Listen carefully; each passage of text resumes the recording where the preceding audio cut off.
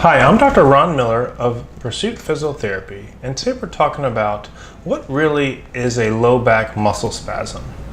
And if you've been diagnosed with a low back muscle strain or sprain, does it really mean anything? So, for example, if you've been diagnosed with a low back strain or sprain, unless you have a drastic mechanism of injury, like you're doing a deadlift and you pulled a muscle or you're lifting something, it's really uncommon to really have or to strain your low back paraspinal muscles. That's just a symptom. If you're having some muscle soreness or you're having some low back muscle spasms, these are effects. It's very rare to truly get a low back sprain or strain, and many physicians will just put on your script saying low back strain, sprain, just treat. That really doesn't mean anything. That means they don't know the real cause of your low back pain.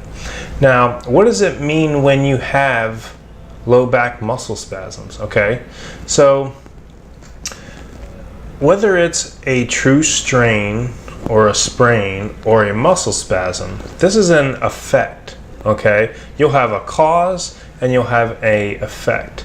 Now, the effect of the low back injury is having muscle spasms. That means that, for example, it could be like the way your body's protecting itself. You have a back injury, whether it's a facet joint, a disc, and your body is kind of protecting itself by inducing a muscle spasm. It doesn't want you to bend forward, or you're sitting all day is causing too much strain to your low back, thus is trying to protect itself. It doesn't want to move in that direction, so then you get a muscle spasm, okay?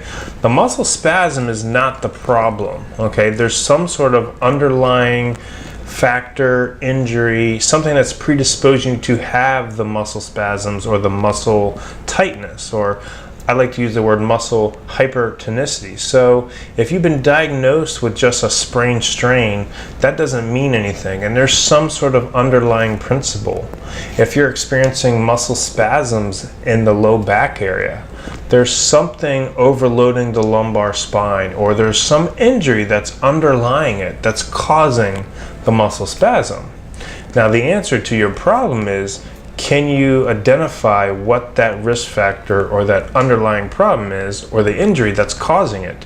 Many times, if it's a herniated disc, and you have muscle spasms from there, you may have leg pain that's shooting down the back or the front of your leg. And you'll say that sitting aggravates it a lot, and maybe standing and walking makes it better. If it's just a acute injury, like you injured yourself in the gym, many times if you try to get back to that same weight lift or that same maneuver, you'll probably get back pain again. Your body's not ready to return to that activity. Many times if you're sitting at work and you're getting muscle spasms at work, it's the sitting, the position that you're in, that's overloading the low back, thus getting the muscle spasm and your body trying to protect itself. So I hope you found this informative. If you like this information, please share it on any social media or Facebook. If you're experiencing muscle spasms in the low back region, or if you've been diagnosed with a sprain strain in the low back and you're suffering with low back pain, please give us a call. We'll get you right in for a thorough evaluation, and we'll solve that underlying problem of what is really causing you to have your low back pain, muscle spasms, or your sprain strain. So thank you very much for your time. If you have any further questions, visit pursuittherapy.com or give us a phone call at 407-494-8835. And thank you for your time.